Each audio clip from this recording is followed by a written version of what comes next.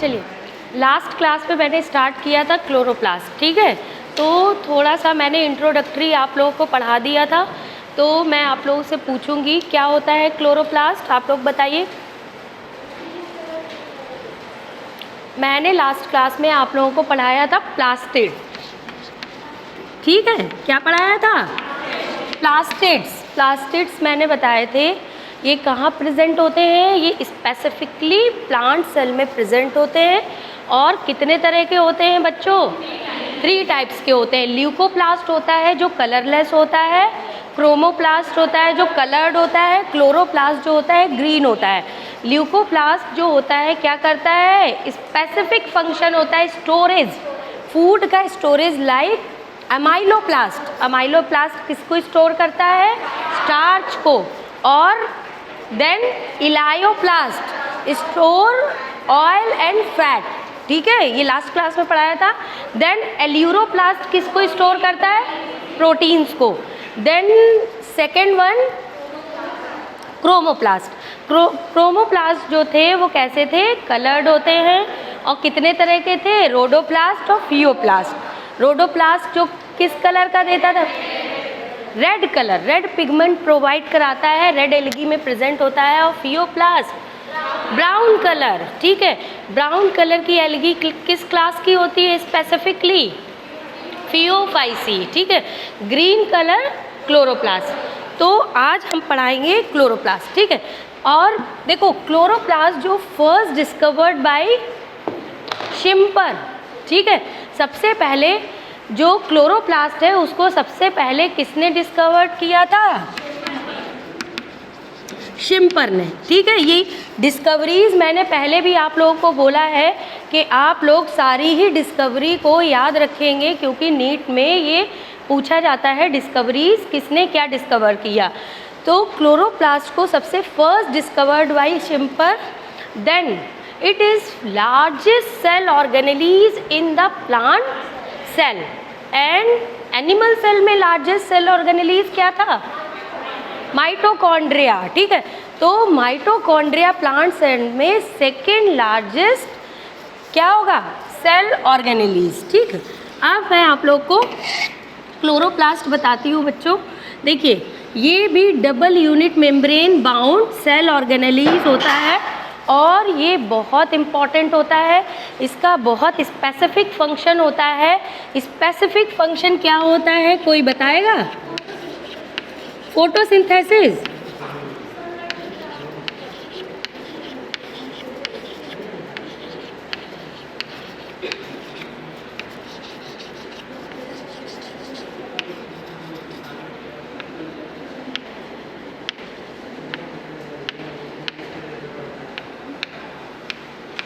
देखिए ये क्लोरोप्लास्ट का स्ट्रक्चर है। सबसे पहले ये क्या है? आउटर मेम्ब्रेन, ठीक है। ये क्या है बच्चों? आउटर मेम्ब्रेन, ठीक। ये क्या है? इनर मेम्ब्रेन, ठीक है। डबल मेम्ब्रेन बाउंड होता है और हमारी सेल में 3 सेल ऑर्गेनेलीज ऐसे होते हैं जो डबल मेम्ब्रेन बाउंड होते हैं। क्या होते हैं? क्लोरोप्लास्ट, माइटोकॉन्ड्रिया और न्यूक्लियस।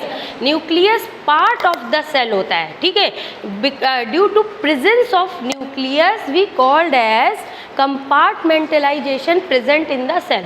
देखो न्यूक्लियर मेम्ब्रेन होने के कारण हम ये बोल सकते हैं कि सेल में क्या होता है? कंपार्टमेंटलाइजेशन। कंपार्टमेंटलाइजेशन का मतलब समझते हो? 2 अलग अलग कंपार्टमेंट में डिवाइड होना या 2 अलग अलग कंपार्टमेंट में प्रेजेंट होना। फर्स्ट किस में? साइटोप्लाज्म में। सेकेंड किस में? न्यूक्लियोप्लाज्म में, ठीक है। अब ये जो इनर, ये इंटर मेम्ब्रेन स्पेस होता है, ठीक। अब इसमें जो होता है कुछ सिक्के जैसे स्ट्रक्चर होती हैं, संरचनाएं होती हैं, इनको क्या कहते हैं बच्चों? थाइलेकॉइड्स, ठीक है।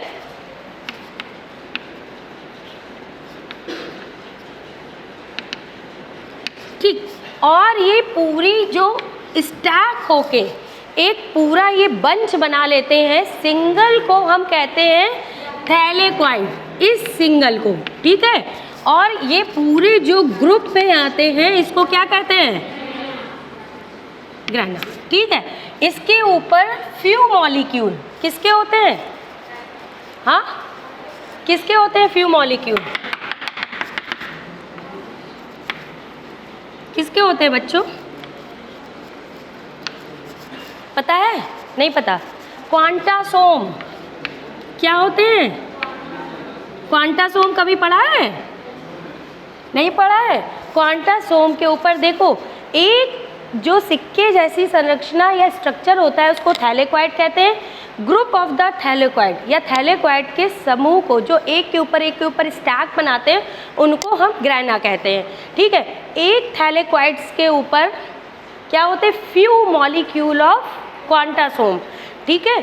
और पर क्वांटासोम पे 230 मॉलिक्यूल होते हैं किसके? क्लोरोफिल के, ठीक है। कितने मॉलिक्यूल होते हैं? हर एक क्वांटासोम के ऊपर कितने मॉलिक्यूल होते हैं क्लोरोफिल के? 230, ठीक है। इसमें एक डीएनए होता है, ठीक है। हमने बताया था आप लोगों को माइटोकॉन्ड्रिया और क्लोरोप्लास्ट को सेमी ऑटोनॉमस और क्या कहते हैं?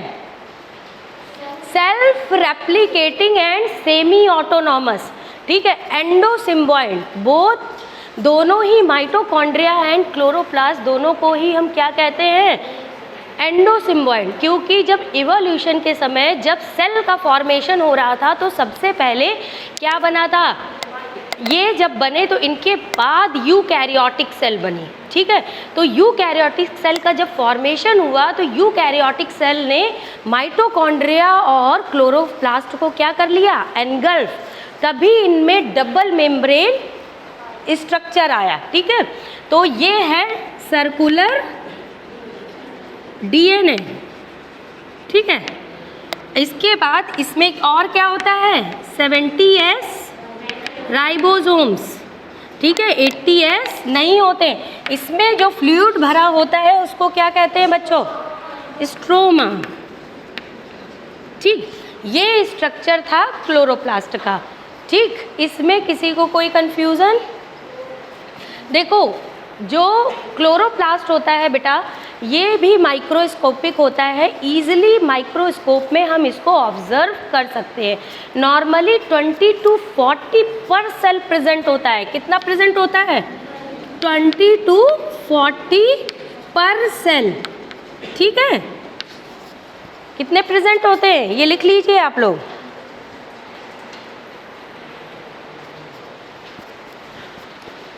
किसमें एब्सेंट होता है? एनिमल सेल एंड किसमें एब्सेंट होता है?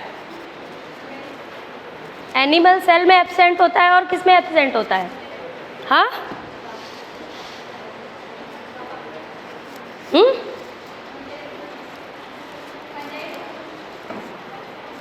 फंजाई में होगा?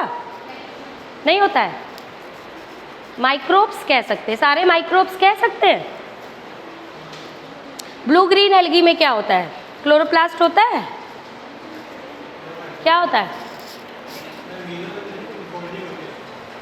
तो ब्लू ग्रीन एल्गी फोटोसिंथेसिस कैसे करती है? माइटोकॉन्ड्रिया तो ऑक्सीडेशन करता है, तो फोटोसिंथेसिस कौन करेगा ब्लू ग्रीन एल्गी में? क्लोरोप्लास्ट नहीं है। क्लोरोफिल पिगमेंट्स होते हैं, ठीक है। क्लोरोफिल पिगमेंट्स होते हैं जो क्या करते हैं? फोटोसिंथेसिस परफॉर्म करते हैं, ठीक है। बैक्टीरिया में प्रेजेंट नहीं होता है, एनिमल सेल्स में प्रेजेंट नहीं होता है, ठीक है। तो हायर जो ये कॉन्सेंट्रेशन है, हायर कॉन्सेंट्रेशन ये किस में होती है? मीजोफिल सेल्स में। किस में होगी बच्चों? मीजोफिल सेल्स में होगी। मीजोफिल सेल्स क्या करती है? क्या करती हैं? लीफ में प्रेजेंट होती है ना, एनर्जी नहीं देती हैं बेटा। जिसमें क्रेंज एनाटॉमी पाई जाती है, अभी जब फोटोसिंथेसिस पढ़ाऊंगी तब बताऊंगी कि क्रेंज एनाटॉमी क्या होती है। मीजोफिल सेल्स में क्या होता है? फोटोसिंथेसिस परफॉर्म करती हैं, ठीक है। तो इसलिए उनमें क्या होता है? क्लोरोप्लास्ट बहुत ज़्यादा हाई होते हैं, ठीक है। और एक क्लोरोप्लास्ट किस में पाया जाता है? क्लेमाइडोमोनास, ठीक है। 1 क्लोरोप्लास्ट किस में पाया जाएगा?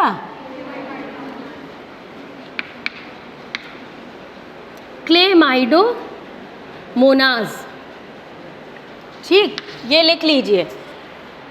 अब सबसे इम्पॉर्टेंट बात आती, ये तो स्ट्रक्चर था, ठीक है। स्ट्रक्चर आप लोग को आता है, आप लोगों ने बहुत बार पढ़ा है स्ट्रक्चर कैसा होता है, क्या होता है, ठीक। अब हम बात करते हैं इसकी फंक्शन की, ठीक। तो फंक्शन इसका क्या होता है क्लोरोप्लास्ट का? Perform photosynthesis. प्राइमरी फंक्शन, अगर आपसे कोई पूछे कि प्राइमरी फंक्शन क्लोरोप्लास्ट का क्या होता है, फोटोसिंथेसिस, तो इसका एक सेकेंडरी फंक्शन भी होता है। क्या होता है सेकेंडरी फंक्शन? हाँ, स्टोरेज। स्टार्च का जो स्टोरेज होता है वो भी कौन करता है? क्लोरोप्लास्ट करता है, जो स्टार्च का स्टोरेज होता है, ठीक। ये आप लोगों ने बना लिया है? बनाइए बनाइए जल्दी से, ठीक। तो फोटोसिंथेसिस जो होती है उसमें बहुत सारे, ठीक,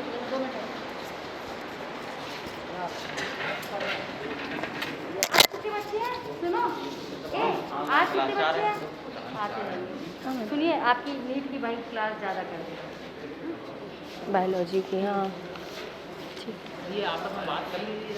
हाँ जोर से, हाँ ठीक ठीक है।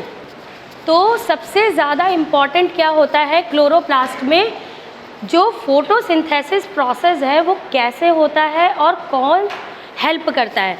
आप लोगों को पता है कि जो फोटोसिंथेसिस का प्रोसेस क्या पता है? आप लोग पहले मुझे बताइए, फिर मैं बताती हूँ। एक ब्रीफली मैं आप लोगों को बताऊँगी क्या होता है फोटोसिंथेसिस, क्या होता है, कैसे होता है। नहीं पढ़ा?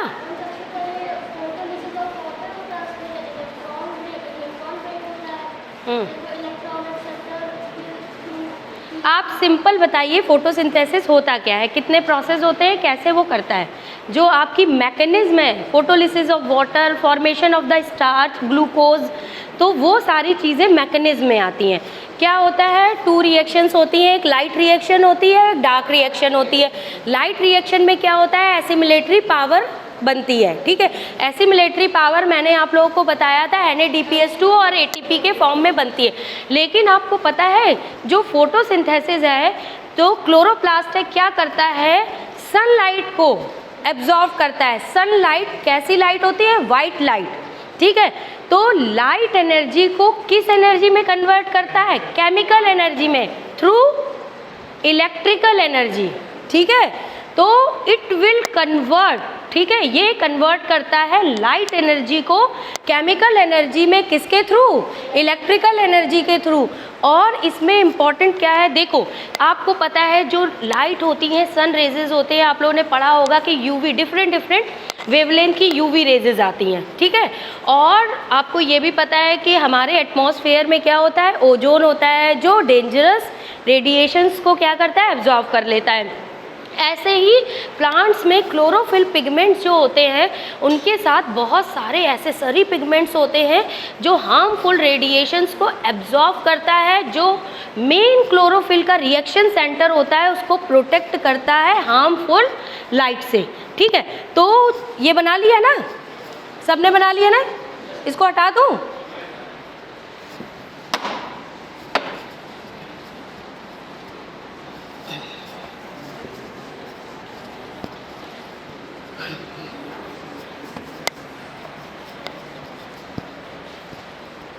देखिए,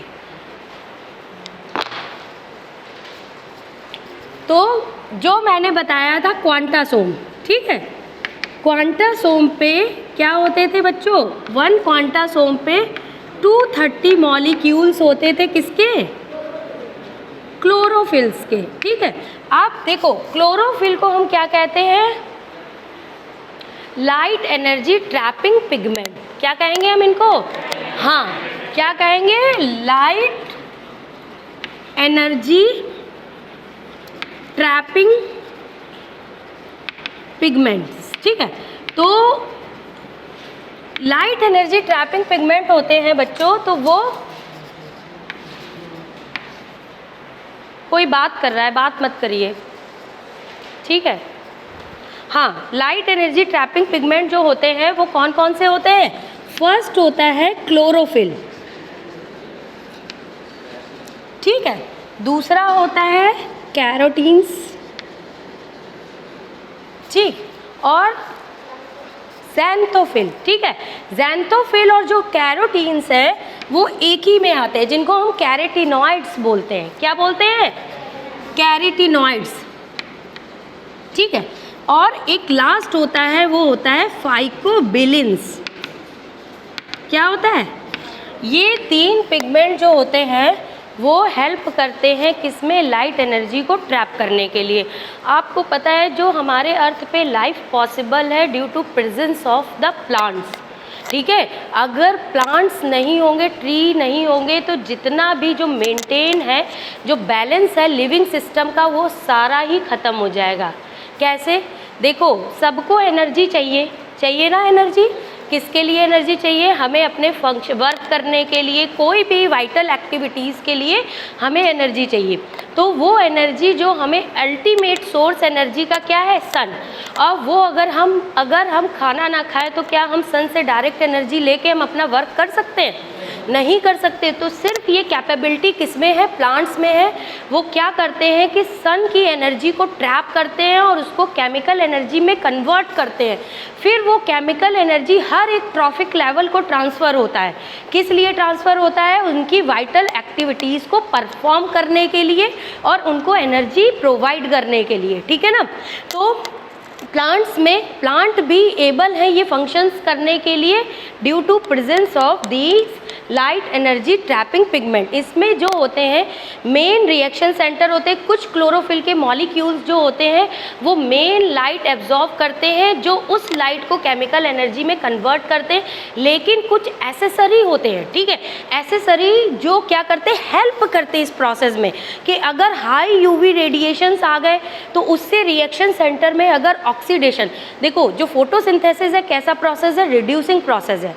रिड्यूसिंग और ऑक्सीडाइजिंग समझते हैं ना। रिड्यूसिंग क्या होता है? सिंपल चीज़ों से कॉम्प्लेक्स बनना, ठीक है। तो कार्बन डाइऑक्साइड और पानी से मिलके क्या बनेगा? ग्लूकोज। तो इसको हम कहेंगे रिड्यूस हो रहा है। रिडक्शन में क्या करते हैं? इलेक्ट्रॉन देते हैं। पढ़ा है ना केमिस्ट्री में? पढ़ रहे हो ना आप लोगों को? पता है ना लियो और जर पढ़ता है? पता है? ऑक्सीडेशन, देखो ये आप लोग हमेशा याद रखना, तो कभी आप लोग भूलोगे नहीं। देखो, लॉस ऑफ इलेक्ट्रॉन, ठीक है, ऑक्सीडेशन, कॉम्प्लेक्स चीज़ों से सिंपल में बनना, ठीक है।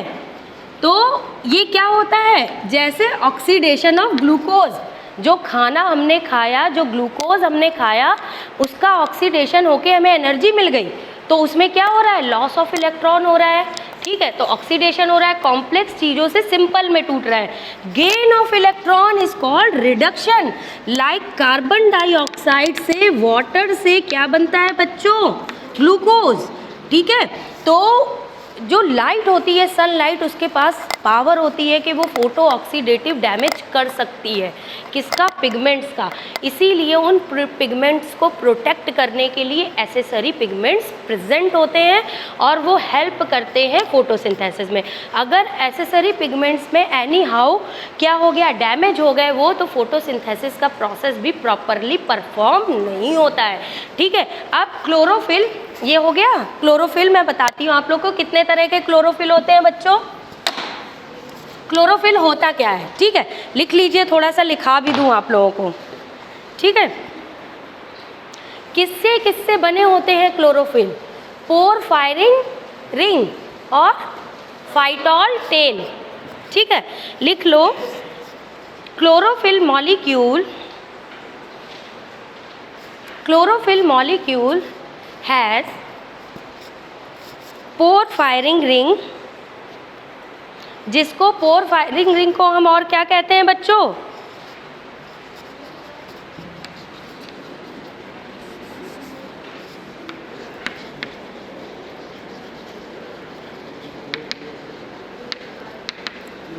और क्या कहते हैं? Tetra pyrrole ring. दोनों ही एक ही चीज़ है, ठीक है। क्या होता है? क्लोरोफिल मॉलिक्यूल हैज़ पोरफायरिंग रिंग, ठीक है, एंड टेट्रापायरोल रिंग, ठीक है। और दोनों को। और क्या होता है plus phytol tail, phytol tail होती। तो इसका स्ट्रक्चर कैसा होता है? इसका स्ट्रक्चर होता है रैकेट के जैसा। कैसा होता है? Racket shape. ठीक है, स्ट्रक्चर कैसा होगा? Racket shape. ठीक है, तो आप लोगों ने कभी हीमोग्लोबिन पढ़ा है? हीमोग्लोबिन, हीमोग्लोबिन और क्लोरोफिल का स्ट्रक्चर बिल्कुल सिमिलर होता है। ठीक है, बिल्कुल सिमिलर, बस सिर्फ एक डिफरेंस होता है सेंट्रल आयन का। हीमोग्लोबिन में सेंट्रल आयन क्या होता है बच्चों? हाँ, आयरन प्लस 2। आयरन प्लस 2 को क्या कहते हैं? फेरस या फेरिक? हाँ, फेरिक किसको कहेंगे? Fe+3। तो फेरिक फॉर्म में क्यों नहीं होता है? ऐसा क्या होता है? हीमोग्लोबिन में आयरन फेरस फॉर्म में ही होता है, फेरिक में क्यों नहीं होता है? ऑक्सीजन नहीं मिलेगी उसको, बाइंड नहीं हो पाएगा। बाइंड तो होगा बट स्टेबल हो जाएगा और रिलीज नहीं करेगा। ठीक है, क्योंकि उसकी वैलेंसी कंप्लीट हो जाएगी। ठीक, तो इसमें क्लोरोफिल में क्या होता है? बिल्कुल हीमोग्लोबिन मॉलिक्यूल की तरह होता है, लेकिन जो सेंट्रल आयन होता है वो क्या होता है बच्चों? Magnesium ion +2। क्या होगा? सेंट्रल आयन इसका क्या होता है? Magnesium ion. ठीक है, लिख लिया? इसमें क्या लिखा है ये बताइए?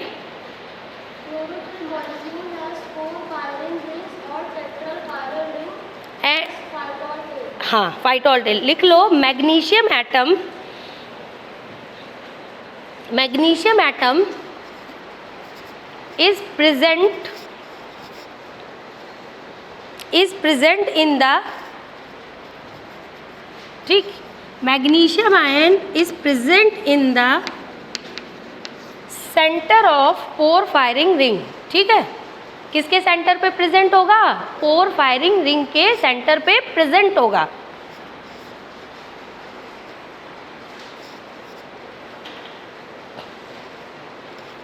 अगर हम क्लोरोफिल को बर्न करें तो कंप्लीट क्लोरोफिल बर्न हो जाएगा, लेकिन मैग्नीशियम आयन बर्न नहीं होगा। ठीक है, ये चीज़ याद रखिएगा। अब इसके बाद जो क्लोरोफिल कितने तरह के होते हैं बच्चों? बताइए, कोई बताएगा? 4। कौन कौन से बताइए जल्दी से? 4 कौन कौन से होते हैं? A, B और C और हाँ, A, B, C बस? और आते हैं आपके नीट में ये क्वेश्चंस, और बताइए? A, B, C, D, E। ठीक है, कितने तरह के होते हैं? 5 तरह के। क्लोरोफिल A, ठीक है, chlorophyll B, chlorophyll C, chlorophyll D, chlorophyll E। ये 5 तरह के होते हैं। ठीक, क्लोरोफिल A जो होता है वो मोस्ट कॉमन होता है, सभी फोटोसिंथेटिक प्लांट्स में या सेल्स में प्रेजेंट होता है एक्सेप्ट बैक्टीरिया। ठीक है, किस में नहीं प्रेजेंट होता है? बैक्टीरिया में। अभी मैं बताती हूँ, लिखाती हूँ आप लोगों को। ठीक, तो क्या होता है? C55H72 और O5N4, फिर लास्ट में क्या होगा? Mg। ये स्ट्रक्चर होता है किसका? क्लोरोफिल A का। ठीक है, क्लोरोफिल A का ये स्ट्रक्चर होता है। ये लिख लीजिए।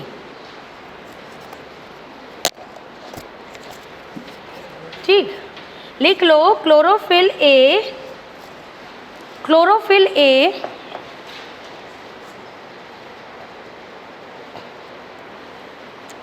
present in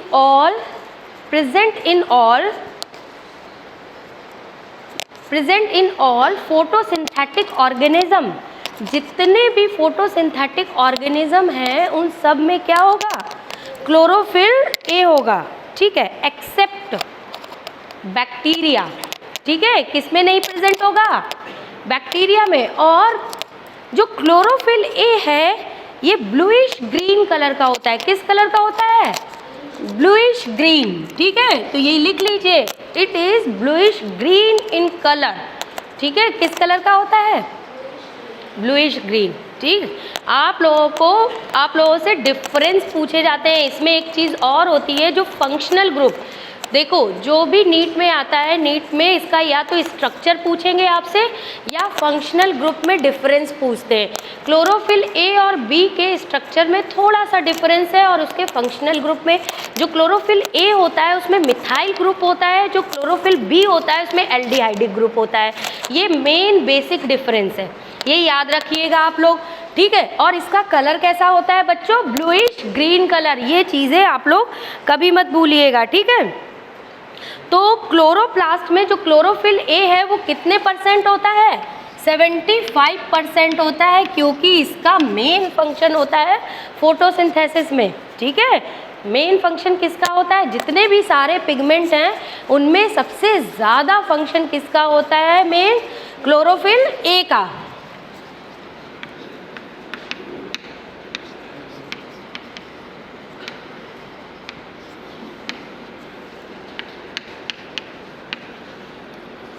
इसमें ब्रैकेट में लिख लीजिएगा स्टार बना के कि क्लोरोफिल ए में कौन सा फंक्शनल ग्रुप होता है, मिथाइल ग्रुप, ठीक है, लिख लीजिए, ये पूछा जाता है।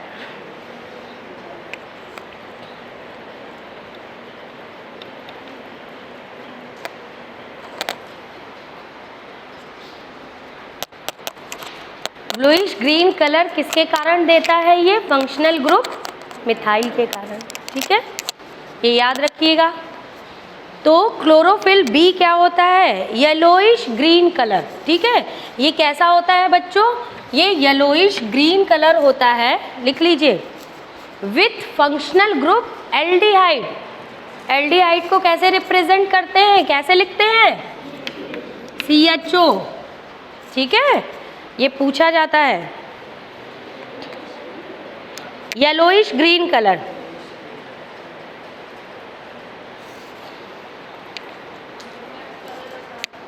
येलोइश ग्रीन बेटा,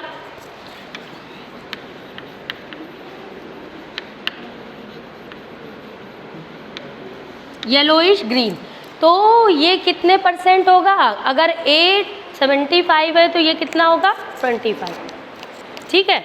तो मेन जो होते हैं क्लोरोफिल ए भी होते हैं, बाकी सारे क्या होते हैं, एसेसरी होते हैं, बाकी डी ई जो सी हैं वो स्पेसिफिकली पाए जाते हैं, स्पेसिफिक ग्रुप में पाए जाते हैं कि ये पर्टिकुलर क्लास है, इसमें क्लोरोफिल ए होगा, ये पर्टिकुलर। लेकिन अगर हम यूनिवर्सली बात करें, यूनिवर्सली किसके लिए, स्पेसिफिकली ग्रीन प्लांट्स के लिए, एनिमल्स के लिए नहीं। तो कौन से मेन 2 पिगमेंट होंगे, क्लोरोफिल ए और क्लोरोफिल बी होंगे, ठीक है। ये किस कलर का होता है, येलोइश ग्रीन कलर का होता है, ठीक, लिख लो, it is present in all photosynthetic organism, ठीक है, it is present in all photosynthetic organism.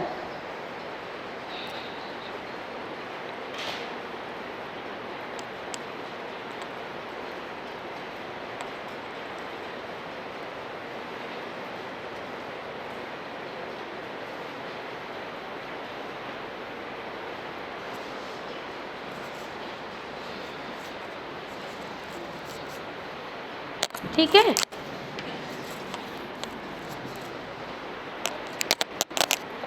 तो ये सारे ही फोटोसिंथेटिक ऑर्गेनिज्म में प्रेजेंट होते हैं। अब क्लोरोफिल सी बच्चों देखो किस में पाया जाता है, फियोफाइसी और बेसिलियोफाइसी में। फियोफाइसी क्या है, क्लास है ना, फैमिली है ना, ये क्लास है। अच्छा, क्लास को कैसे रिप्रेजेंट करते हैं, इसमें क्या स्पेसिफिक चीज़ है जिससे आप कह रहे हैं ये फैमिली है, AC, ठीक है ना। और ऑर्डर में क्या लगता है, एल्स, ठीक है ना। तो ये किस फैमिली में होगा, फियोफाइसी में।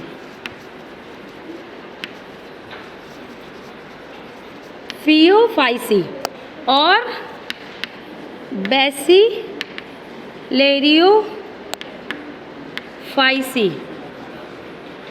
ठीक है। तो ये किस में प्रेजेंट होता है, सिर्फ दो ही फैमिलीज हैं जिनमें ये स्पेसिफिकली, मतलब ये क्या हो गया, जो स्पेसिफिकली कोई चीज़ किसी अलग ग्रुप में, फैमिली में प्रेजेंट होती है, वो उसका करेक्टरिस्टिक फीचर्स होती हैं। पता है ना आप लोगों को ये चीज़, कि फियोफाइसी का जो ये एक करेक्टरिस्टिक फीचर भी है कि उसमें प्रेजेंस ऑफ क्लोरोफिल सी, ठीक है। इसके बाद क्लोरोफिल डी किस में प्रेजेंट होगा, रोडोफाइसी में, ठीक है। लिख लीजिए ये, हाँ, बैसिलेरियोफाइसिस,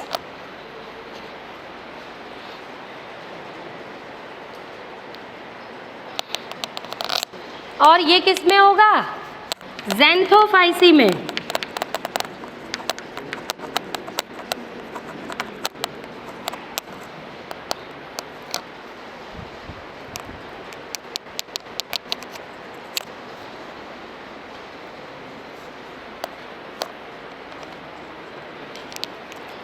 ज़ैंथोफाइसी।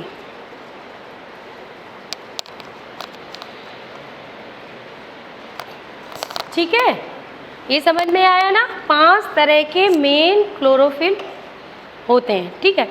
2 स्पेसिफिक होते हैं, उनको स्टार बना के लिखिएगा, ठीक है। कौन से होते हैं 2?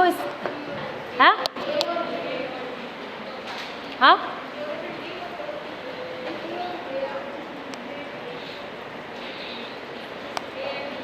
बैक्टीरियो क्लोरोफिल, ठीक है।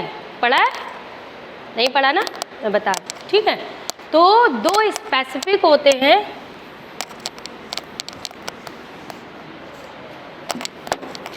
उस पे स्टार बना के लिखिएगा, वो भी पूछे जाते हैं।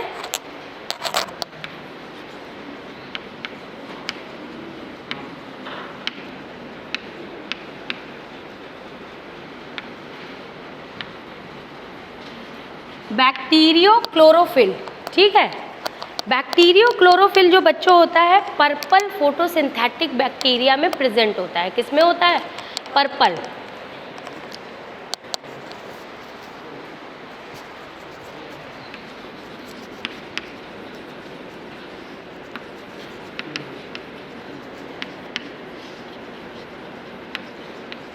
और एक होता है क्लोरोबियम क्लोरोफिल। ये दोनों स्पेसिफिक हैं और ये बहुत पूछे जाते हैं, अनकॉमन है, ठीक है। आपको पता है जो सबसे पहले जो फोटोसिंथेसिस स्टार्ट हुई थी, जब इवॉल्व हुई थी हमारी सेल्स, तो प्लांट सबसे पहले किसमें फोटोसिंथेसिस हुई थी, ब्लू ग्रीन एल्गी, ठीक है। और साथ ही में किसमें, पर्पल बैक्टीरिया भी फोटोसिंथेसिस करते हैं और ग्रीन बैक्टीरिया भी फोटोसिंथेसिस करते हैं, लेकिन उनमें पिगमेंट्स अलग अलग होते हैं, ठीक है। सभी में पिगमेंट्स कैसे होते हैं, अलग अलग होते हैं, ठीक है। तो इसमें ये किस में प्रेजेंट होता है, ग्रीन फोटोसिंथेटिक बैक्टीरिया में, ठीक है। और इसको एक नाम से और जाना जाता है, वो तो भूल ही गई मैं बताना, बैक्टीरियो विरिडिन।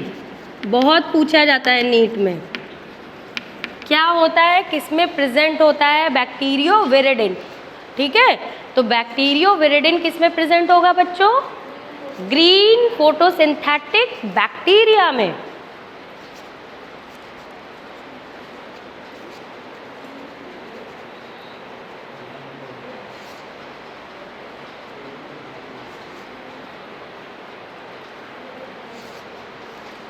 लिख लिया ये, ठीक। इसको हटा दें। तो टोटल मैंने आप लोगों को कितने क्लोरोफिल बताए, 7। 5 जो कॉमन थे, सबसे पहले क्या था, क्लोरोफिल ए, ठीक है। क्लोरोफिल ए किस कलर का था, ब्लूइश ग्रीन, ठीक है। किस में प्रेजेंट था, ऑल फोटोसिंथेटिक सेल्स में एक्सेप्ट बैक्टीरिया में। इसमें जो फंक्शनल ग्रुप होता है वो मिथाइल ग्रुप होता है, ठीक है। इसका फॉर्मूला क्या होता है, C55H72O5N4Mg, ठीक है। और ये सभी फोटोसिंथेटिक सेल्स में प्रेजेंट होता है। दूसरा, और ये कितना होता है, 75%, ये याद रखिएगा। क्लोरोफिल बी था दूसरा, येलोइश, ठीक है। इसमें फंक्शनल ग्रुप कौन सा था, एल्डिहाइड ग्रुप था, ये 25% प्रेजेंट होता है। इसका फॉर्मूला क्या था बच्चों, C H70O6N4Mg, ठीक है। और ये कितना प्रेजेंट था, 25%, ठीक है। और क्लोरोफिल सी किस में था, फियोफाइसी में, और बेसिलियोफाइसी में। क्लोरोफिल ई डी, रोडोफाइसी में। क्लोरोफिल ई, ज़ैंथोफाइसी में, ठीक है। और दो स्पेसिफिक क्लोरोफिल थे, कौन कौन से थे, बैक्टीरियो क्लोरोफिल, पर्पल बैक्टीरिया में होता है, और बैक्टीरियो विरिडिन या क्लोरोबियम क्लोरोफिल कहते हैं, जो कि ग्रीन फोटोसिंथेटिक बैक्टीरिया में प्रेजेंट होता है, ठीक है। अब इसमें कोई भी कंफ्यूजन क्लियर हो गया, ये इसको जिस तरह से मैंने पढ़ाया है उस तरह से आपको अपने माइंड में रखना है। इससे बहुत सारे क्वेश्चंस आते हैं, फिर बच्चे वहाँ फॉर्मूला ज़रूर याद रखना है, बहुत सारे नहीं, जो फॉर्मूले जितने आते हैं उतने में सिर्फ क्लोरोफिल ए और बी का ही पूछा जाता है, ठीक है। और जिसका पूछा जाएगा वो मैं बता दूंगी, लेकिन फॉर्मूले जो मैं बताऊंगी वो आपको याद रखने हैं क्योंकि वो पूछे जाते हैं, ठीक है। फंक्शनल। अब दूसरा आता है कैरोटीनॉइड्स, ठीक है। कैरोटीनॉइड्स क्या होता है बच्चों, ये फैट सोल्यूबल पिगमेंट्स होते हैं। क्या होते हैं, फैट सोल्यूबल पिगमेंट। इनका कलर कैसा होता है, येलो, ऑरेंज और रेड, ठीक है। किस तरह का होता है, येलो, ऑरेंज, रेड। लिख लो, दीज आर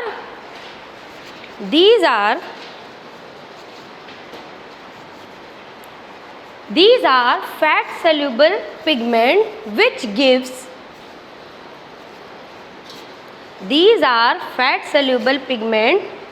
which gives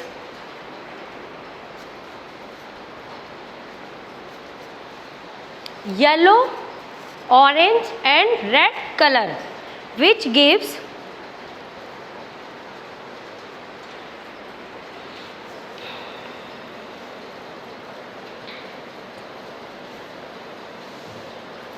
लिख लिया, yellow, orange and red colour to the plant parts. किसको कलर देंगे, प्लांट पार्ट्स। तो आप हमेशा आप देख के ये पहचान जाओगी, अगर येलो, ऑरेंज, रेड कलर है तो वो कलर प्लांट पार्ट्स को कौन प्रोवाइड करा रहा है, कैरोटीनॉइड्स, ठीक है। तो ये दो तरह के होते हैं कैरोटीनॉइड्स। कौन कौन से होते हैं, एक होते हैं कैरोटीन्स और दूसरे कौन से होते हैं बच्चों, ज़ैंथोफिल। क्या होते हैं,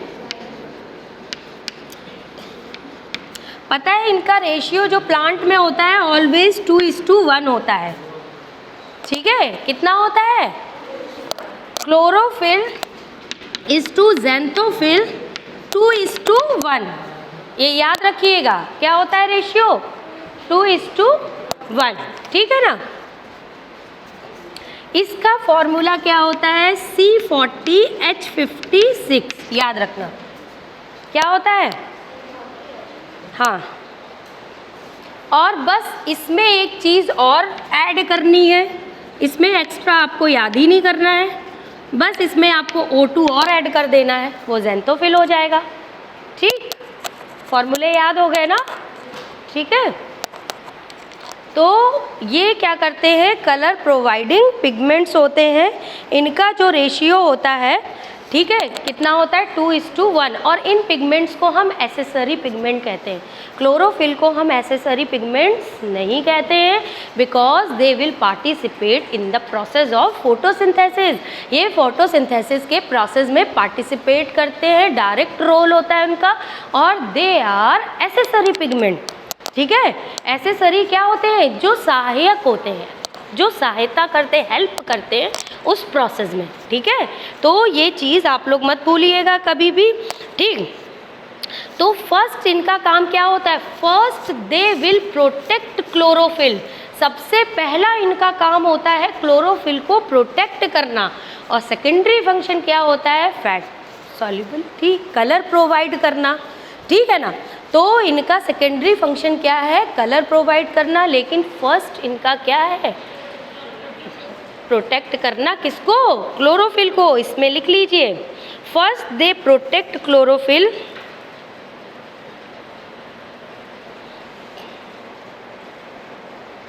against, first they will protect chlorophyll. ठीक, सबसे पहले ये क्या करते हैं, क्लोरोफिल को प्रोटेक्ट करते हैं, किससे, फोटो ऑक्सीडेटिव डैमेज से।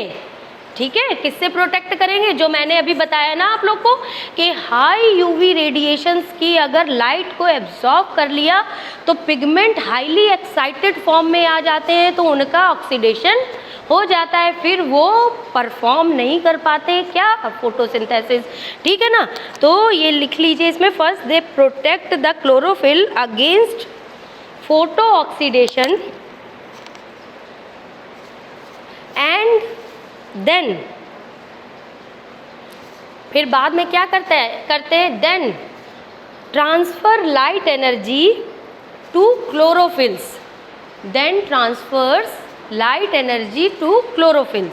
तो सबसे पहले जो हाई यूवी रेडिएशंस होते हैं उनको कौन एब्जॉर्ब करेगा, कैरोटीनाइड्स एंड ज़ैंथोफिल। ठीक है, उनको चारों तरफ से क्लोरोफिल को ये प्रोटेक्ट करते हैं। Then last light energy trapping pigment is phycobilins. ठीक है, इसको इरेज कर दें। ठीक है, फाइकोबिलिन्स जो होते हैं ये 3 तरह के होते हैं, फाइकोसाइनिन, फाइकोइरिथ्रिन और एलोफाइकोसाइनिन। ठीक है, इनके भी अलग अलग ग्रुप में काम होते हैं। आप लोगों ने वो पढ़ा है, फोटो पिगमेंट्स जो होते हैं। ठीक है, तो इनका जो स्पेसिफिक फंक्शन होता है, जैसे आप लोगों को सिर्फ इसके नाम याद रखने हैं कि ये कितने तरह के होते हैं। इनका एक फंक्शन होता है, कुछ जीन होते हैं उनके एक्सप्रेशन में इनका काम होता है, वो हायर लेवल पे है, वो आपके लेवल पे नहीं है। ठीक है, तो ये लाइट को एब्जॉर्ब करके कुछ जीन्स को एक्टिवेट कर देते हैं न्यूक्लियस के अंदर। ठीक है, तो इनको, इनमें आपको क्या पढ़ना है, इनके नाम।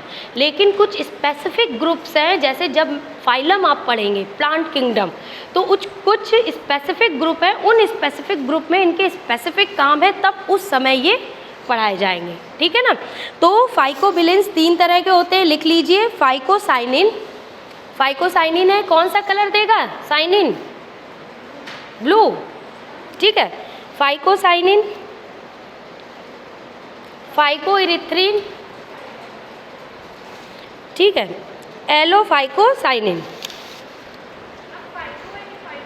फाइटो नहीं बेटा, फाइटो नहीं है ये, फाइको देखो, फाइकोबिलिन्स है ना, फाइकोसाइनिन, फाइकोइरिथ्रिन और एलोफाइकोसाइनिन। ठीक,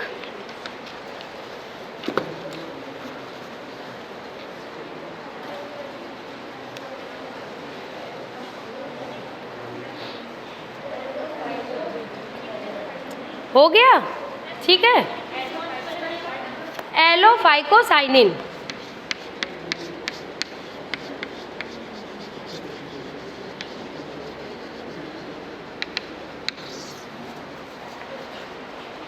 ठीक है,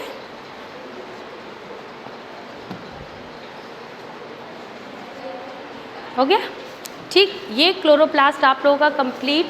अब मैं आप लोगों को पढ़ाऊंगी राइबोसोम्स। ठीक है, राइबोसोम्स आप लोगों को इंट्रोडक्टरी तो मैंने पहले आप लोगों को पढ़ा दिया है। ठीक है, इसके बाद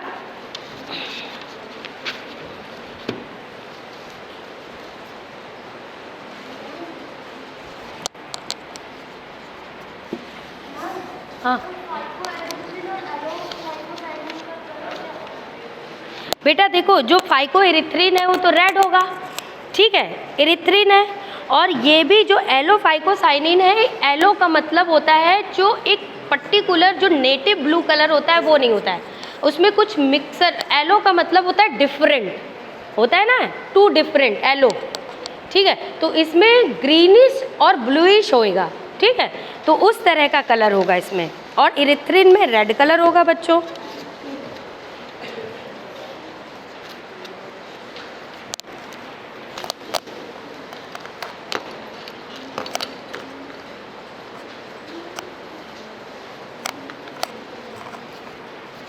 ठीक, राइबोसोम्स मैंने आप लोग को बताए थे कितने तरह के होते हैं बच्चों, 2 टाइप्स के होते हैं, ठीक है। मैंने राइबोसोम्स पहले भी इंट्रोडक्टरी क्लास में आप लोगों को बताया है ना।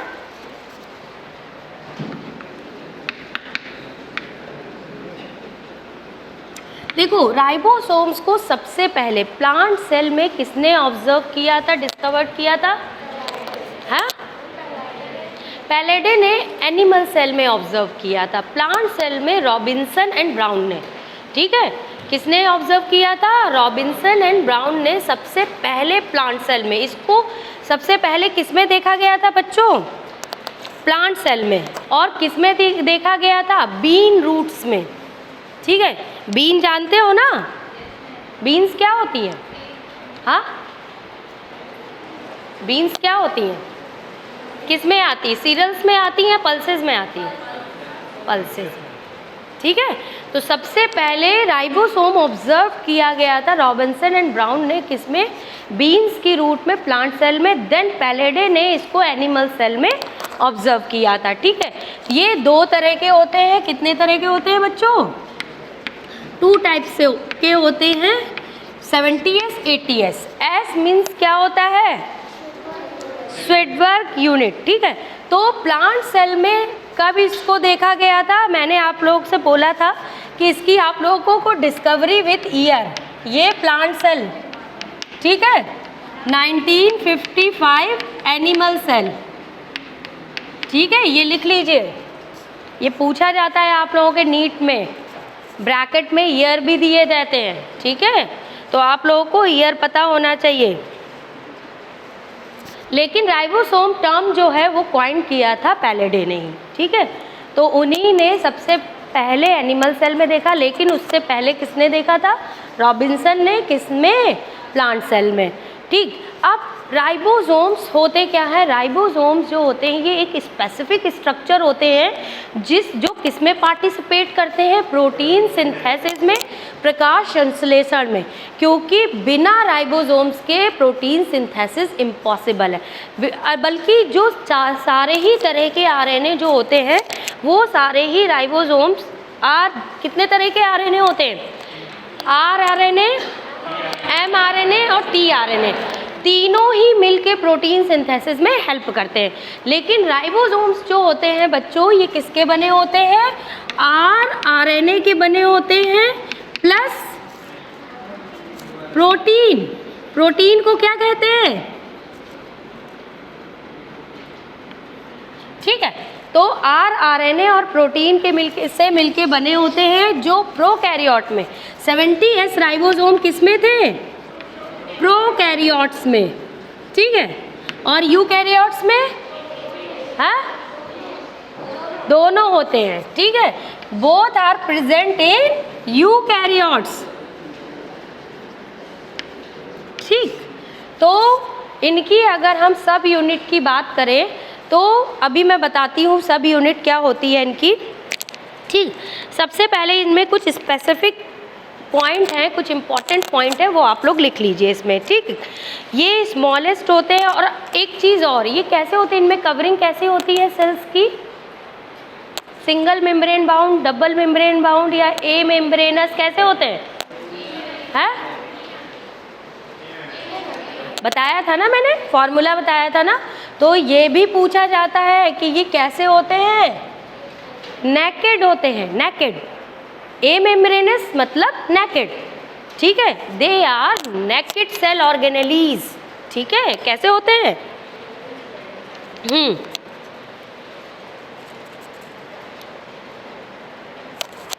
इनमें आरएनए और प्रोटीन होता है, इसलिए इनको आरएनपी क्या कहते हैं? पार्टिकल्स। क्या कहेंगे? RNP particle, ribo nucleoprotein particles. क्या कहेंगे? Ribo nucleoprotein particle. ठीक है। और डीएनए को क्या कहते हैं? डीएनए का क्या फुल फॉर्म होता है? हाँ, डाई राइबो न्यूक्लिक एसिड और डीऑक्सी। ठीक है। तो डीऑक्सी और राइबो में क्या डिफरेंस होता है बच्चों? हाँ, सेकेंड पोजीशन पे ऑक्सीजन। किसकी सेकेंड पोजीशन पे ऑक्सीजन नहीं? है राइबोस शुगर। राइबोस शुगर कैसी होती? पेंटोज या हेक्सोज? पेंटोज। तो क्यों उसमें ऐसा क्या हुआ? अच्छा, पहले आरएनए बना या डीएनए? तो फिर डीएनए बनने की क्या जरूरत हुई? आरएनए जब जेनेटिक मटेरियल बन गया तो डीएनए क्यों बना? हाँ, कैसे स्टेबल होता है बेटा? म्यूटेशन भी, डीएनए में भी म्यूटेशन होता है। बैक्टीरिया तो सबसे ज़्यादा म्यूटेशन करते हैं प्लाज्मिड में।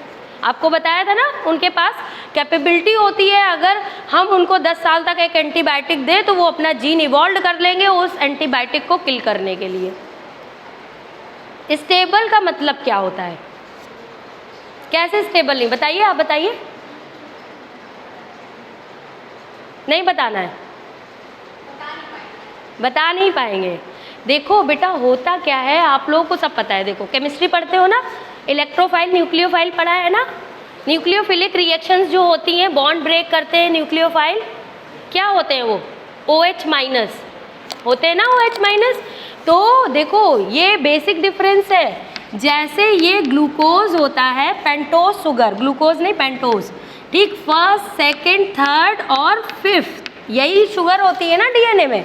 तो इस पे OH होता है, लेकिन ये OH बॉन्ड फॉर्मेशन करता है दूसरे न्यूक्लियोटाइड के साथ, और ये OH फ्री हो जाता है, न्यूक्लियोफाइल की तरह बिहेव करता है, अपनी ही चेन को तोड़ देता है, इसलिए वो स्टेबल नहीं रहता है। इसलिए नेचर ने उसको इवॉल्व किया। क्या इवॉल्व किया? कि अगर राइबोस शुगर रहेगी तो डीएनए स्टेबल नहीं होगा, उसका खुद का ही न्यूक्लियोफाइल उसको कभी भी क्या कर देगा? ब्रेक कर देगा। और अगर हमारे डीएनए ही टूट जाएगा तो हमारी सेल और हम जिंदा रहेंगे? नहीं रहेंगे। इसीलिए जो और एडवांस आया तो सेकंड पोजीशन पे जो एक्स्ट्रा ओ था वो डीऑक्सी में कन्वर्ट हो गया और ये मोर स्टेबल हो गया। ठीक है, अब बता पाओगे? हाँ, ठीक। तो यही चीज़ होती है। देखो, जो आरएनपी है, तो आरएनपी क्या है? Ribo nucleoprotein particle. ये इम्पॉर्टेंट होते हैं। ये क्या होते हैं? ये आरएनए और प्लस प्रोटीन मिल के क्या बनाते हैं? राइबोसोम्स। और राइबोसोम्स किस पे जाके बैठता है, रिसाइड करता है? एंडोप्लाज्मिक रेटिकुलम पे।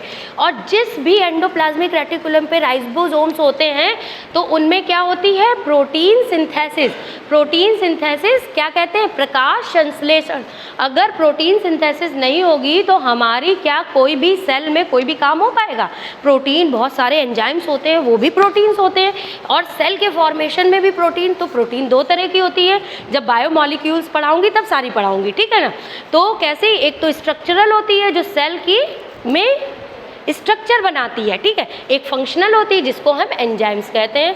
तो मैंने ये भी बताया था कि जितनी भी एनर्जी हम लोग लेते हैं, जितनी भी एनर्जी हमें मिलती है, उसकी 80% एनर्जी जो है सेल वो प्रोटीन सिंथेसिस में यूज़ कर लेती है, ठीक है। तो सबसे ज़्यादा एनर्जी कंज्यूमिंग प्रोसेस होता है।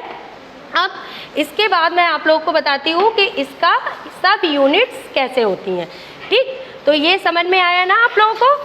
अब 70S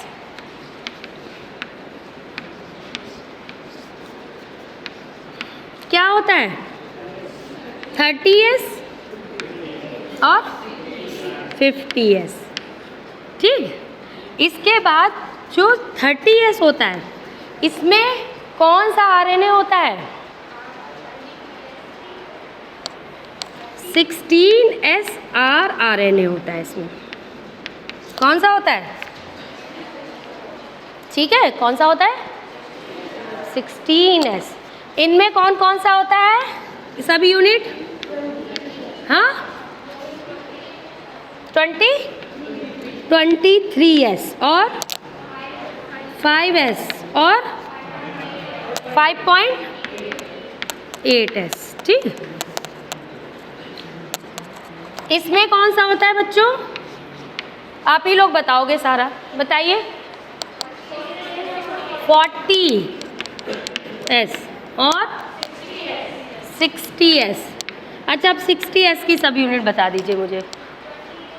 28 और हाँ 5s, 28s और 5s और हाँ 5.8 नहीं होता इसमें? हाँ कौन सा होता है बताइए।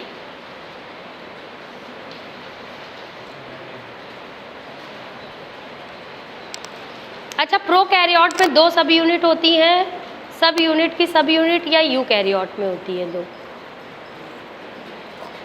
बताइए। आपके सिलेबस में तो ये सब दिया भी नहीं है। ठीक, देखिए क्या होती है इसमें।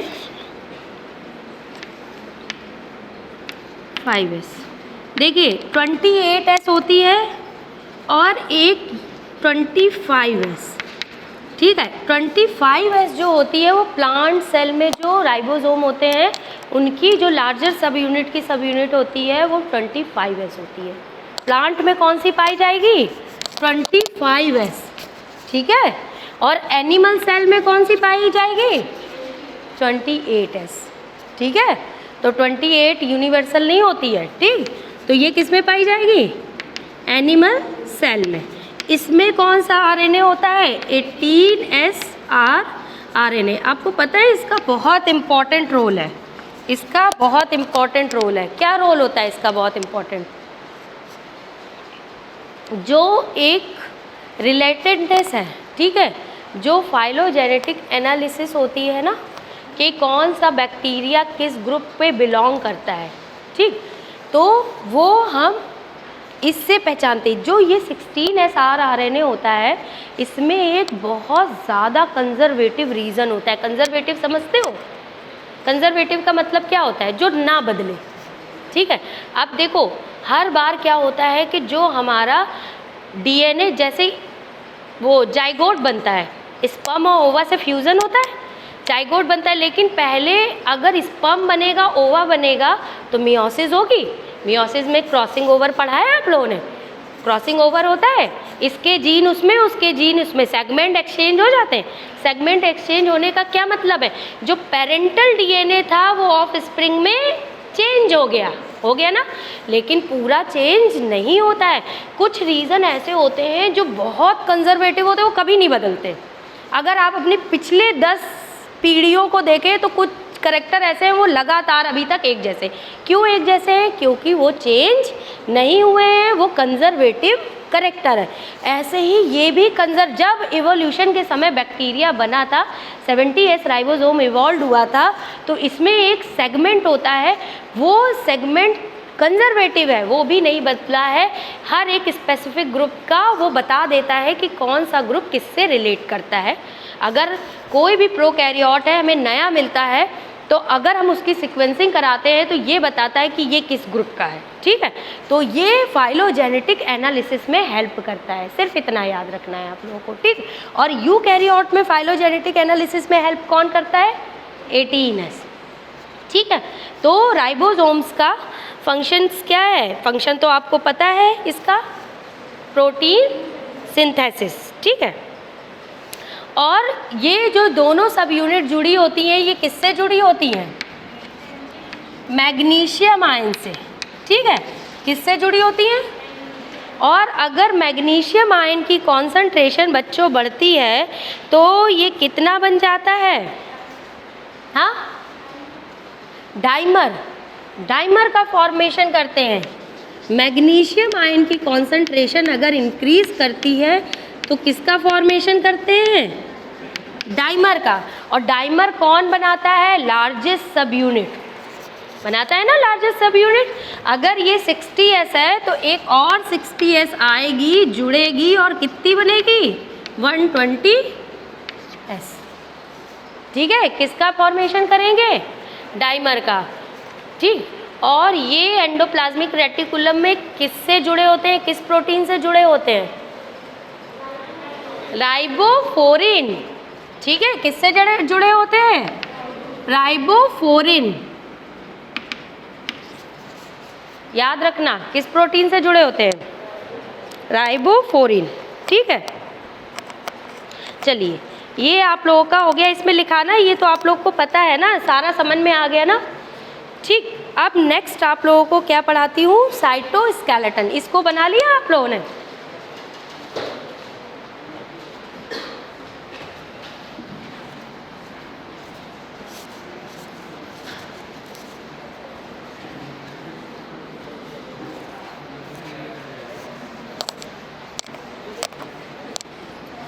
साइटोस्केलेटन क्या होता है बच्चों? क्या होता है साइटोस्केलेटन? हमारे अंदर स्केलेटन होता है, क्या काम करता है स्केलेटन का? काम क्या होता है ये बताइए। हाँ, शेप मेंटेन करना।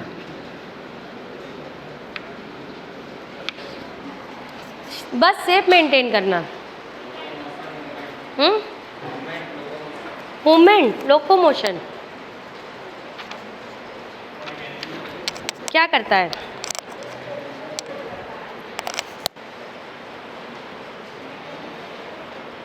स्ट्रक्चर प्रोवाइड कराता है। ठीक है, स्ट्रक्चर प्रोवाइड कराने का मतलब क्या है? Mechanical support. ठीक है, क्या करता है? Mechanical support. अगर हड्डियां नहीं होंगी तो क्या हम लोग को मैकेनिकल सपोर्ट मिलेगा? नहीं मिलेगा। दूसरा क्या है? मोटिलिटी। तीसरा क्या है? शेप। 3 बेसिक फंक्शन होते हैं। ठीक है, साइटोस्केलेटन, अगर सेल के अंदर स्केलेटन नहीं होगा तो सेल का अपना जो स्ट्रक्चर है वो मेंटेन नहीं होगा, उसको एक मैकेनिकल सपोर्ट नहीं मिलेगा। और मोटिलिटी जो होती है, ज़रूरी नहीं है कि सारी ही सेल मोटाइल हो, लेकिन जो सेल मोटाइल होती हैं उनकी मोटेलिटी में कौन हेल्प करता है? साइटोस्केलेटन। कौन कौन से होते हैं, इनके एग्जांपल्स बताइए बच्चों साइटोस्केलेटन के। हाँ, और सीलिया।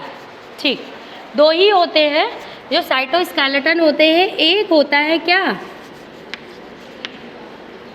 सीलिया। ठीक है, दूसरा क्या होता है? फ्लैजिला। ठीक, अब सीलिया किस में प्रेजेंट होता है? सीलिया जो होता है वो बहुत छोटा होता है, फ्लैजिला जो होता है वो बड़ा होता है। जैसे आपको पैरामीशियम में क्या था? और सीलिया किस में था? हाँ, और फ्लैजिला यूग्लिना में होता है ना? भूल जाते हैं, एक जैसे लगते हैं यूग्लिना और फ्लैजिला, वो पैरामीशियम। तो बच्चों इनका अपना बहुत इम्पॉर्टेंट रोल होता है। ये क्या करते हैं? ये किसके बने होते हैं? माइक्रोट्यूब्यूल्स के। इनमें जो जितने भी साइटोस्केलेटन में प्रोटीन होती हैं वो होती हैं एक्टिन, ट्यूबुलिन, फ्लैजिला किस में बना होता है?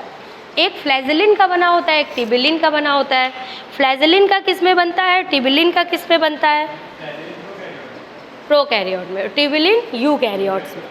ठीक है, सबसे पहले इसमें थोड़ा सा लिख लीजिए। सीलिया एंड फ्लैजिला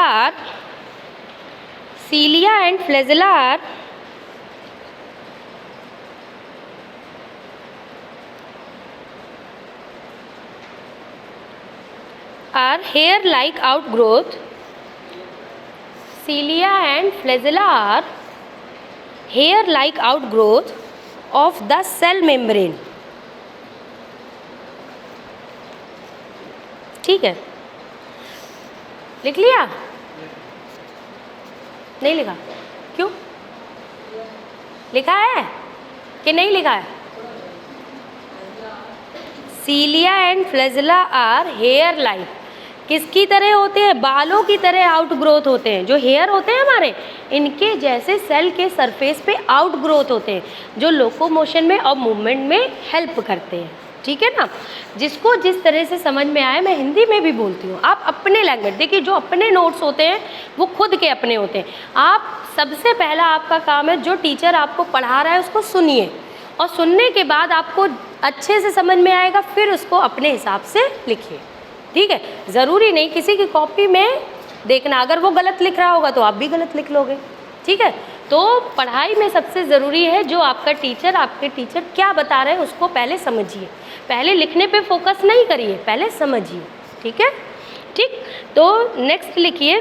हाँ, मैंने क्या बोला, cilia and flagella are hair like outgrowth of the cell membrane. तो ये सेल मेम्ब्रेन पे आउटग्रोथ होते हैं, ठीक है। सेल मेम्ब्रेन, ये सीलिया होते हैं और ये फ्लैजेला, एक ही में मैंने बता दिया। फ्लैजेला लंबा होता है, ये छोटे होते हैं, ठीक है। इसमें क्या लिख लीजिए, cilia are small structure, cilia are small structure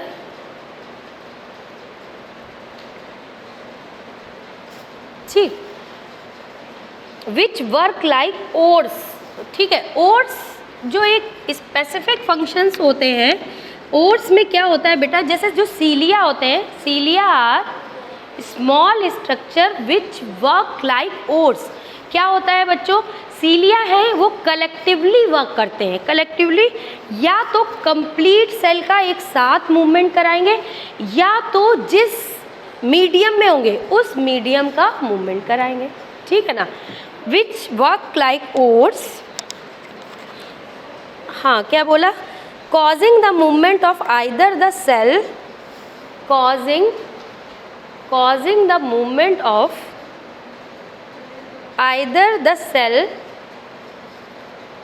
or surrounding fluid।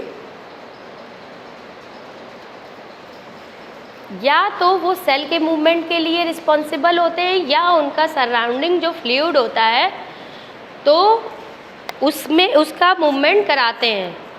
वो चली जाएगी, डरो मत, ठीक है, वो नहीं आएगी वहाँ पे, ठीक है, मत डरो, ठीक। सराउंडिंग फ्लूइड, ठीक। फ्लैजेला क्या होते हैं, फ्लैजेला क्या होते हैं, फ्लैजेला आर कंपैरेटिवली लॉन्ग होते हैं, ठीक है। Flagella are comparatively longer, and function responsible for cell movement. किसके लिए रिस्पॉन्सिबल है, सेल मूवमेंट के लिए,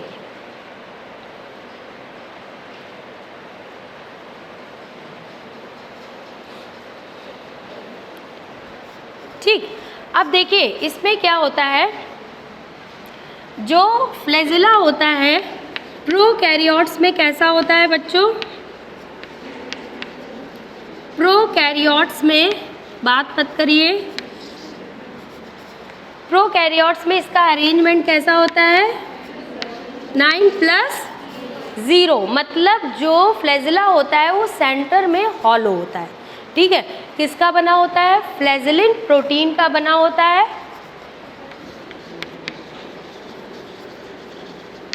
फ्लैजेलिन प्रोटीन का बना होता है।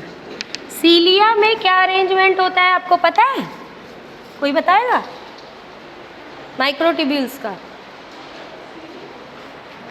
7+0, ठीक है। कितना होता है, 7+0, ये लिख लीजिए। और यूकैरियोट में कैसा होता है बेटा,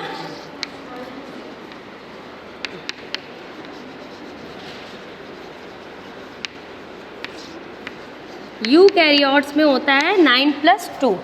9+2 का मतलब क्या होता है, देखो ट्रिपलेट होते हैं,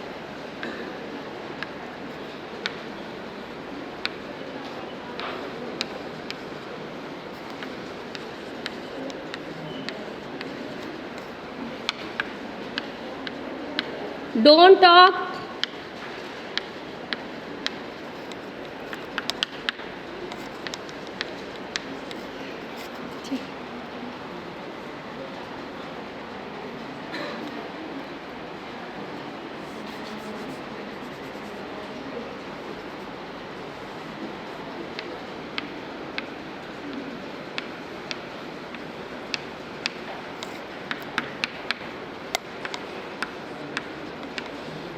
ठीक, ये सेंटर में कैसा है, हॉलो है।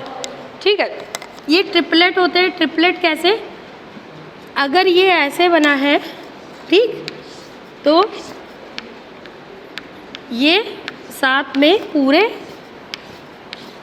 पेरीफेरी पे सराउंडेड होते हैं माइक्रोट्यूब्यूल्स। ठीक है, लेकिन यूकैरियोट्स में क्या होता है, ये प्रोकैरियोट का था, यूकैरियोट्स में सेंटर में हॉलो नहीं होता है। लेकिन जैसे यूकैरियोट्स में आपने बोला किसका बना होता है, ट्यूब्यूलिन प्रोटीन का, तो जो उसका सरफेस होता है वो ट्यूब्यूलिन का होता है, जो सेंटर होता है वो डाइनिन प्रोटीन का होता है, पूरा ट्यूब्यूलिन प्रोटीन का नहीं होता है। ठीक है, ये जो सरफेस है बेटा वो किसका है, ट्यूब्यूलिन का। ठीक, और ये जो सेंटर है किसका है, डाइनिन। ठीक, डाइनिन जो प्रोटीन होती है बेटा ये मोटर प्रोटीन होती है, ये भी ठीक है, मूवमेंट में हेल्प करती है। इसी के कारण क्या होता है, मूवमेंट पॉसिबल है। ठीक, इसमें लिख लीजिए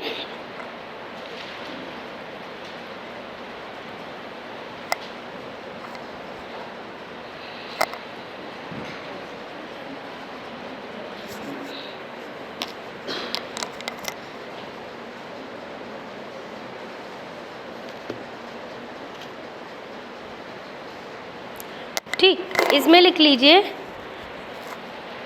both सीलिया and flagella have almost similar internal structure. तो सीलिया और फ्लैजेला का जो इंटरनल स्ट्रक्चर है बच्चों वो कैसा होता है, बिल्कुल सिमिलर। सिमिलर का मतलब कि ये जो प्रोकैरियोट होते हैं, प्रोकैरियोट में वो सेंटर पे हॉलो होंगे, लेकिन यूकैरियोट में सेंटर पे हॉलो नहीं होंगे। ठीक, इसमें नेक्स्ट लिख लीजिए,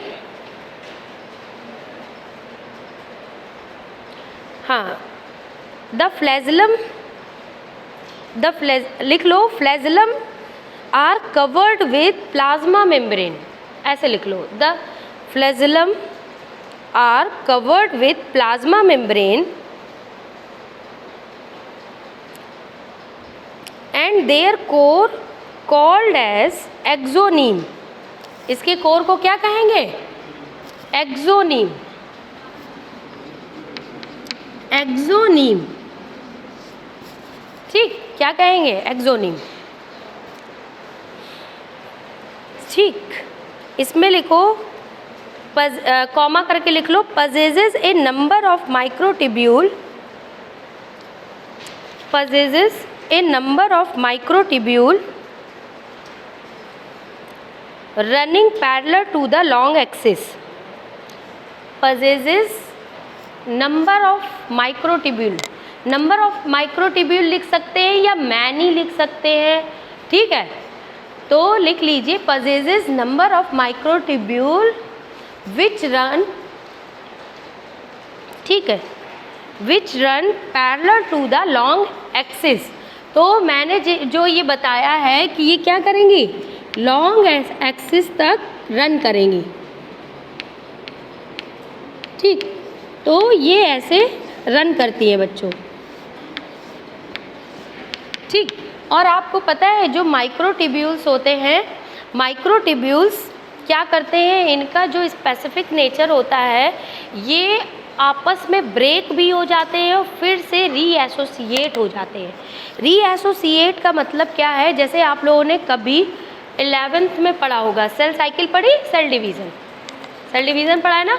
तो सेल डिवीज़न में क्या होता है कि जो एंडोस्केलेटन है सेल का या साइटोस्केलेटन है वो क्या होता है, डिसअपीयर हो जाता है।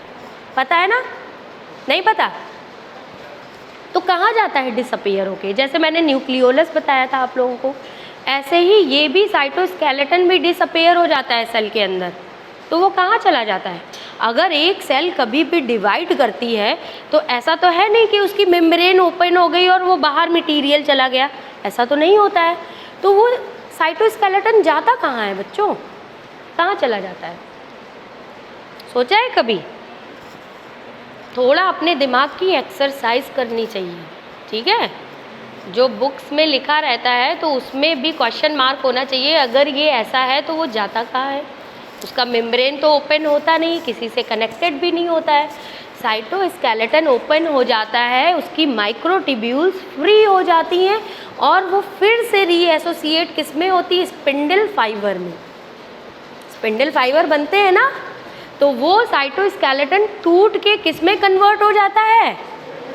स्पिंडल फाइबर में कन्वर्ट हो जाता है, इसलिए वो क्या हो जाती हैं? डिसोसिएट हो जाती हैं।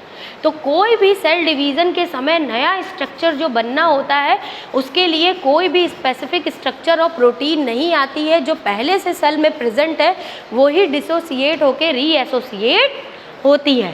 ठीक है ना? पता है ना क्या होते हैं स्पिंडल फाइबर? क्या होते हैं? हाँ, ट्यूब्यूलिन के बने होते हैं, माइक्रोट्यूब्यूल के बने होते हैं। माइक्रोट्यूब्यूल बोलेंगे ना, स्मॉलेस्ट यूनिट। स्पिंडल फाइबर पता है ना? काइनेटोकोर क्या होता है? एस्टर फाइबर क्या होता है? अब इसके बाद सेल डिवीज़न ही पढ़ाऊंगी आप लोगों को, ठीक है? तो ये सारी चीज़ें जितने भी इसकी जितनी भी प्रोटीन्स हैं, लाइक एक्टिन, मायोसिन और माइक्रोट्यूब्यूल, ठीक है, ये सारी मैं आप लोगों को इसका एक स्पेसिफिक फंक्शन भी बताऊंगी कि कौन कैसे बिहेव करता है, किसके पास एटीपीज एक्टिविटी होती है। आपको पता है माइक्रोट्यूब्यूल्स के पास एक एटीपी की एक्टिविटी होती है। ये एटीपी की एक्टिविटी एनर्जी को लेके एसोसिएशन हो जाते हैं, एसोसिएट हो जाते हैं और एटीपी का जब क्या होगा? ब्रेक डाउन होगी एटीपी, तो ये डिसोसिएट होते हैं। इनको भी एसोसिएशन और डिसोसिएशन में बहुत सारे एंजाइम हेल्प करते हैं, ठीक है? तो ये सेल में ही अंदर रहती हैं, एक फॉर्म से दूसरे फॉर्म में, दूसरे फॉर्म से तीसरे फॉर्म में ये कन्वर्ट होती रहती हैं। साइटोस्केलेटन का यही काम होता है, ठीक है? जब सेल कभी भी एक फॉर्म में प्रेजेंट है तो साइटोस्केलेटन उसको क्या दे रहा है? मैकेनिकल सपोर्ट दे रहा है। अगर उसको सेल डिवीज़न करना है तो वो दूसरे फंक्शन में हेल्प कर रहा है। अगर उसको मोर्टेलिटी करनी मतलब मूवमेंट करना है तब वो हेल्प कर रहा है। तो उनका लगातार फंक्शन क्या है? चेंज होते रहना, ठीक है? तो साइटोस्केलेटन लगातार चेंज होते रहते हैं, लेकिन हमारा स्केलेटन तो ऐसा नहीं होता, वो तो फिक्स्ड होता है। अगर चेंज होगा तो क्या हम मेंटेन रहेंगे? नहीं रहेंगे, है ना? तो यही स्पेसिफिक, इसीलिए कहते हैं कि जो हमारी सेल होती है वो बहुत स्पेसिफिक होती है, बहुत स्पेसिफिक होती है और उसका जो स्पेसिफिक फंक्शन है वो बहुत यूनिक होता है, ठीक है?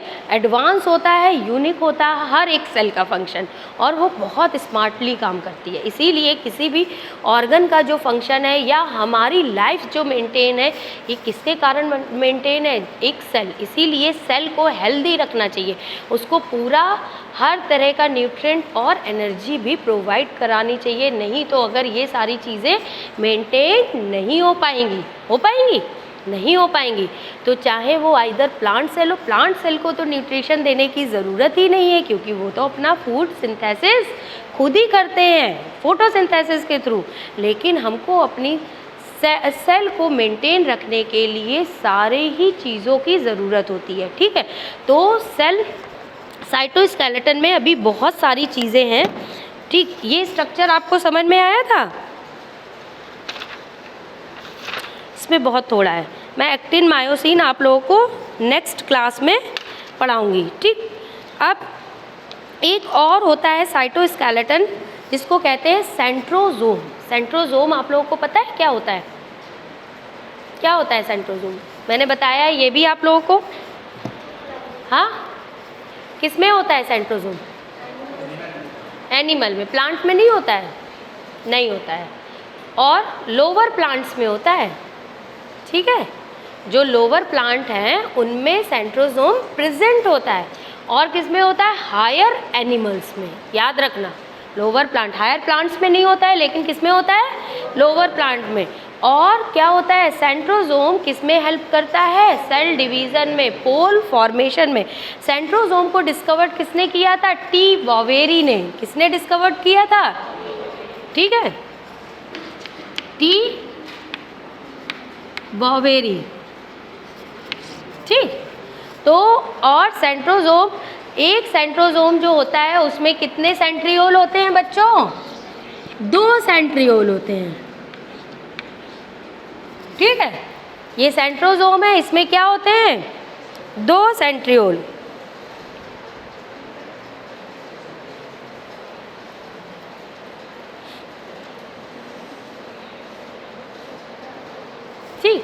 तो इनका काम, मेन फंक्शन क्या होता है, सेंट्रियोल का सेल डिवीज़न में स्पिंडल फाइबर का फॉर्मेशन करते हैं या फिर पोल फॉर्मेशन करते हैं। ठीक, तो प्लांट सेल में तो ये होते नहीं, तो फिर उसमें पोल फॉर्मेशन कौन करता है बच्चों, है? अगर सेंट्रोसोम नहीं है तो क्या उसमें डिवीज़न नहीं होगा प्लांट सेल में? बताइए, सेंट्रोसोम का काम क्या है? देखिए, सेंट्रोसोम का काम है, देखो ये सेल है, ठीक है, और ये क्या करता है, ये डिवाइड होके यहाँ रह जाता है और एक यहाँ आ जाता है ना, फिर ये स्पिंडल फाइबर बनते हैं ना, ये ऐसे। अभी सेल डिवीज़न पढ़ाऊंगी तब बताऊंगी। तो इसको हम क्या कहते हैं बच्चों, पोल। अगर सेंट्रोसोम नहीं होगा तो पोल का फॉर्मेशन नहीं होगा, पोल का फॉर्मेशन नहीं होगा तो क्रोमोसोम्स अपोजिट डायरेक्शन में नहीं जाएंगे, अपोजिट डायरेक्शन में नहीं जाएंगे तो सेल डिवीज़न नहीं हो पाएगा। तो प्लांट सेल में फिर कैसे होता है, बहुत इंपॉर्टेंट होता है सेंट्रोसोम। तो प्लांट सेल में सेल डिवीज़न नहीं होता है क्या? उसमें तो हमसे ज़्यादा होता है। मेरिस्टेमेटिक सेल्स पाई जाती हैं ना, मेरिस्टेमेटिक टिश्यूज़, तो उनमें तो सेल डिवीज़न तो बहुत, उनमें कुछ मोटर प्रोटीन्स होती हैं जो कि क्या करती हैं, इन माइक्रोट्यूब्यूल्स को स्पिंडल फाइबर को अरेंज करती हैं, ऐसे लगी होती हैं, पोल फॉर्मेशन करती हैं, लेके आती हैं और सीधा करती हैं उनको। ठीक है, सेंट्रोसोम। ठीक, प्रोटीन क्या करती हैं, जो स्पिंडल फाइबर है उसको पकड़ के लेके आती हैं और अरेंज करती हैं। और कैसे करती हैं,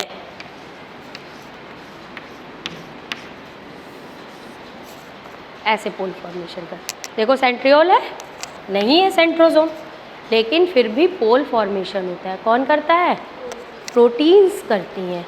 ठीक है बच्चों, तो इसके बाद आप लोगों को मैं एक्टिन मायोसिन पढ़ाऊंगी, ठीक है, और थोड़ा सा स्पेसिफिक प्रोटीन इसकी जो साइटोस्केलेटन की है, आप लोग के कुछ क्वेश्चंस आते हैं, फिर मैं न्यूक्लियस पढ़ाऊंगी।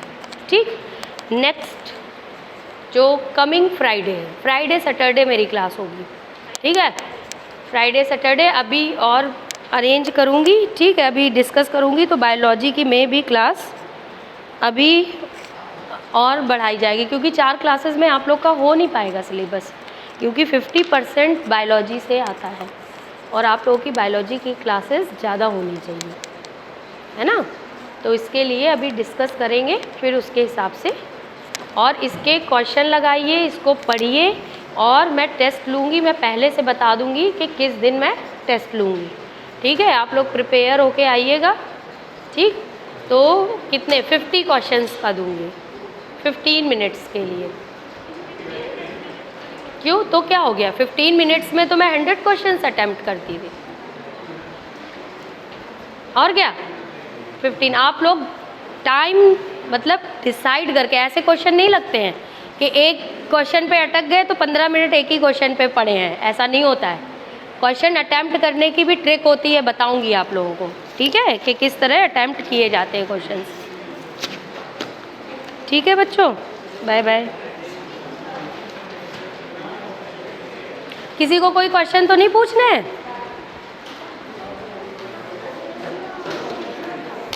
नहीं पूछने ना?